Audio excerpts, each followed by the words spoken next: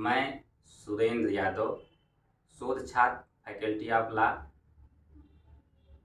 BHU Varanasi. मैं इस समय यहाँ पर विधि संकाय काशी हिंदू विश्वविद्यालय में SRF के रूप में फेलोशिप प्राप्त कर रहा हूँ। और नए स्टूडेंट जो JRF से SRF करवाते हैं उनको SRF करवाने में बहुत सारी कठिनाइयाँ आती हैं।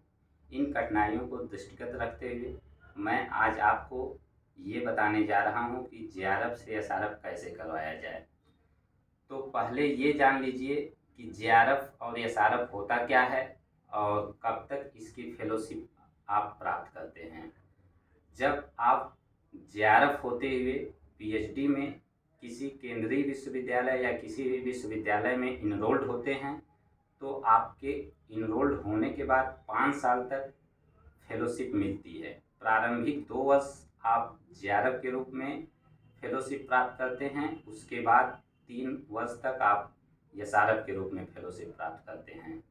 अभी गवर्नमेंट के द्वारा 1 जनवरी 2023 से JRF की फेलोशिप 31,000 से बढ़ाकर 37,000 कर दी गई है और SRF की फेलोशिप 42,000 कर दी गई। इसके पूर्व SRF की फेलोशिप 35,000 हुआ करती थी।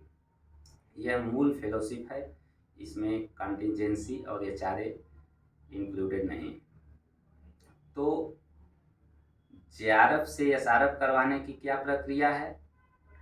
जब आप 2 साल कंप्लीट कर लेते हैं उसके बाद तीसरे साल आपको SRF करवाने के लिए अपने सुपरवाइजर या गाइड से मिलना होता है और पिछले 2 साल में आपने शोध कार्य में जो प्रगति कार्य किया है, जो रिसर्च किया है, उसकी डिटेल रिपोर्ट अपने सुपरवाइजर को दिखानी होती है। उसके बाद सुपरवाइजर आपको गाइड करते हैं कि ठीक है आपका SRF हो जाएगा। तो उस संबंध में आपको दिशा निर्देश देते हैं और तब आपको, अगर आप UGC नेट के तहत JRF की फेलोशिप प्राप्त कर रहे हों तो आपको अनेक्जर 7 फिल करना होता है, जिसके तहत 3 सदस्यों की कमेटी बनती है, जिसमें एक आपके सुपरवाइजर होते हैं, दूसरे हेड ऑफ डिपार्टमेंट, जैसे हम लोग BHU में पढ़ते हैं तो यहाँ फैकल्टी ऑफ लॉ है और फैकल्टी ऑफ लॉ के हेड यानी जिसे डीन कहा जाता है और सुपरवाइजर और एक आउटसाइडर सब्जेक्ट एक्सपर्ट होता है। 3 सदस्यों की कमेटी बनती है। इन 3 सदस्यों की कमेटी किसी दिन जब आपके सुपरवाइजर डेट फिक्स करते हैं तो वो बैठती है और आपके कार्यों की समीक्षा करती है कि आपने 2 साल क्या शोध कार्य में प्रगति की है और आपको अगर एलिजिबल पाती है कि आप SRF के लिए एलिजिबल हैं तो आपके JRF से SRF को अप्रूव करती है।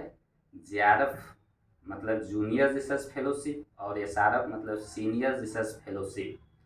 और जब फैकल्टी के द्वारा अप्रूव कर दिया जाता है कि आप सीनियर रिसर्च फेलोशिप प्राप्त करने के लिए एलिजिबल है, तो जैसे हम BHU बनारस हिंदू यूनिवर्सिटी में पढ़ाई करते हैं, यहाँ से शोध कार्य कर रहे हैं, तो यहाँ पर एक सेंट्रल लाइब्रेरी है और सेंट्रल ऑफिस है।